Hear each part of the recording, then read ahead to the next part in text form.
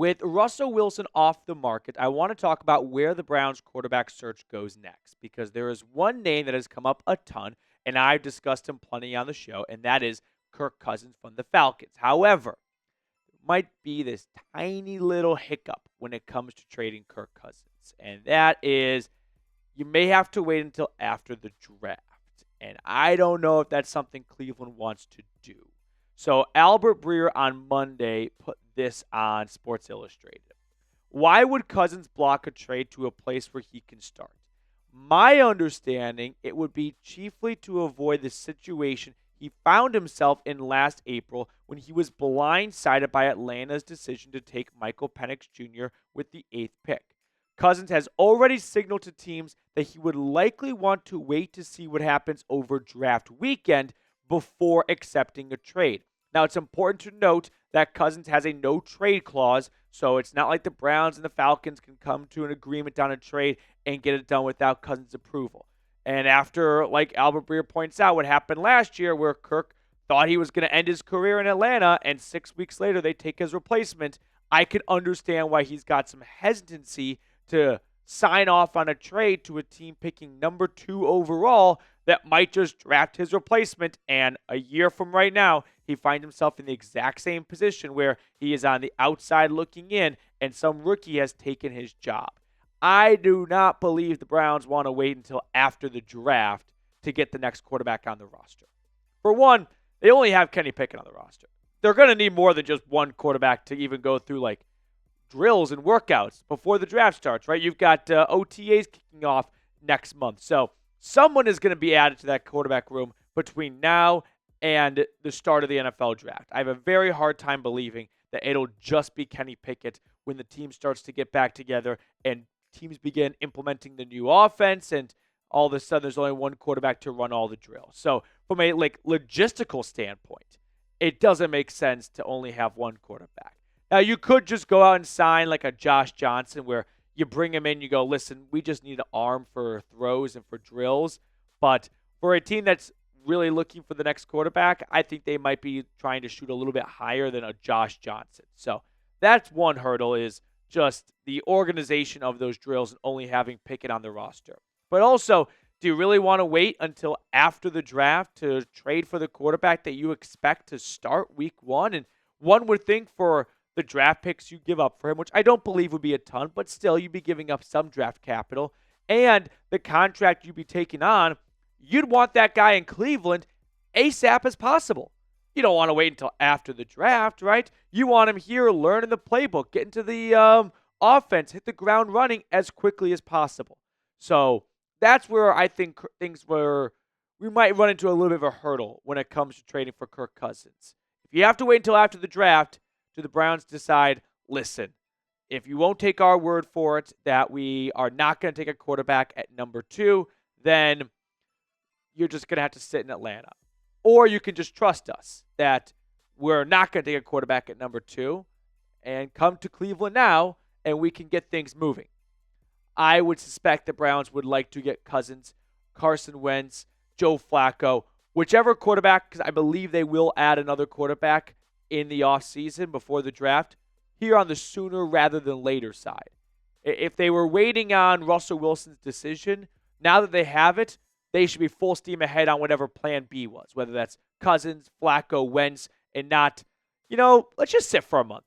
Let's take a month off. We'll go full European mode here, and we'll just go to the south of France, and we'll pick things back up at the end of April. No. Whoever this other quarterback is the Browns want to get him here now. So before we get any further in today's episode, because I want to talk about some more topics stemming from the Russell Wilson news, make sure you subscribe to the channel. We go live every single Wednesday, including later today. However, my boss said that if we don't reach 43,000 subscribers with the new studios we added and the new channels that were added as well, it might be the Jets channel or the Ravens channel getting some more live studio time than the Browns report. So we need, 69 new subscribers to help us reach this milestone. Let's say Cleveland decides, okay, we're not going to sit around and wait for Kirk Cousins. Carson Wentz definitely feels like a very realistic option.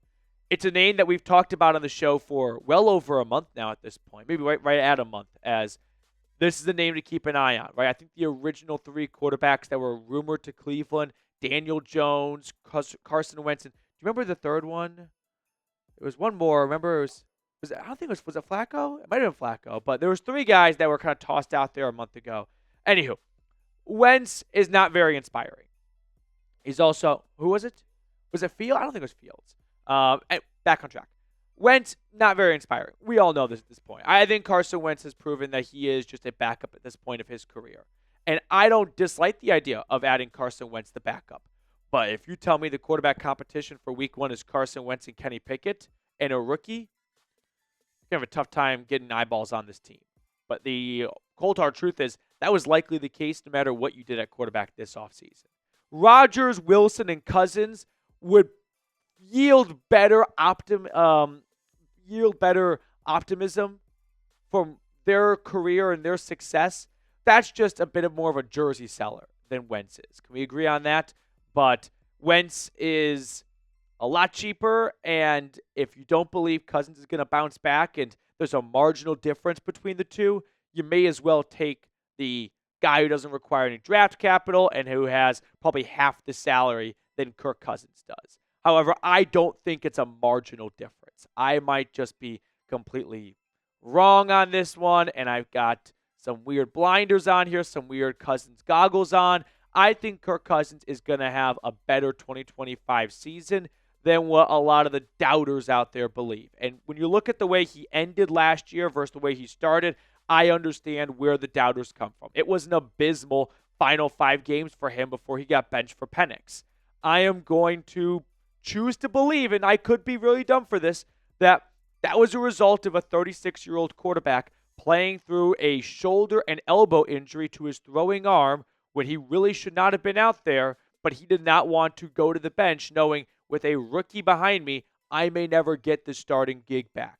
So I can somewhat respect the competitiveness from Cousins, but he also self-sabotaged the team because they went 0-4 during that 5-game stretch before a very ugly win against the Raiders on Monday night, and it cost him a playoff spot when they started the year off 6-3. So I am going to choose to be a Cousins believer, but if you're not, I won't try and convince you because the numbers, they do speak for themselves. It was a rough second half of the year, but at this stage, there's not a lot of great options out there. I do think Cousins is the best of the bad options. Now, when it comes to the draft, and we're going to put another video out about the draft and Joe Flacco, so come back to the channel in, a few hours about this topic here.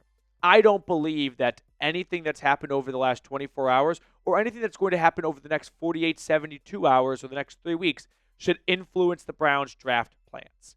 If they love Shedeur Sanders, they should go get Shedeur Sanders. They should not let the signing of Carson Wentz or the trade of Kirk Cousins go, yep, that satisfies our quarterback need for the future. No. If you believe in Shedeur, which I don't, but if the Browns do, they should not let some one-year veteran acquisition prohibit them from getting the quarterback they believe to be the future. And I don't think that would be the case, but I do think it needs to be stated. I don't want anyone to get mixed signals of, oh, look at all the quarterbacks the Browns added in free agency. That probably means they're not going to go quarterback in the draft. Oh, they should go quarterback in the draft. The only thing that's up for debate right now is what round. They absolutely have to walk away from the first 2 days of the draft with a new quarterback. But where they find that new quarterback is where people bump heads. I'm not at the pick number 2. I'm more towards the pick like 64, round 3 territory for a new quarterback. And then there's Joe Flacco, who I've never seen Joe Flacco. I don't know if Joe Flacco has a quarterback ever had a better, image revival than Flacco at this point of his career, especially with a fan base that hated him? He tormented the Browns. He always won in Cleveland. And now he's beloved by Browns fans after 5 games in the regular season. So great job by Flacco's PR team. They have done an outstanding piece of work the past 2 years, working up his image. Speaking of the draft, by the way, I'll just address this now. The Giants having Jameis and Russ to the roster, I also think does not kill the chance they go Shedeur Sanders in round 1. I do think it decreases the likelihood that they trade up to number 2. I don't believe they would sign not one, but two bridge quarterbacks if the plan is full Hail Mary, we are going all in on Shedeur Sanders. If that was the plan, one would think you don't go after two veteran quarterbacks. Maybe Shedeur at pick number 3, they're open to, but I think if they loved Shedeur, they'd prioritize a trade up, not let's get Jameis and Russell Wilson. I have a question for you guys. It's going to be very difficult, but I figured, take your shot here. Shoot. Who's going to start week 1 for the Browns? Don't give me like a veteran. Don't give me veteran or rookie. Give me a name. Right now, it's got to be Kenny Pickett as the odds-on favorite. But what name starts week 1 for the Cleveland Browns? I'm going to go with Kirk Cousins. I do not see a rookie starting for them week 1, no matter if they go Shedeur in round 1 or not.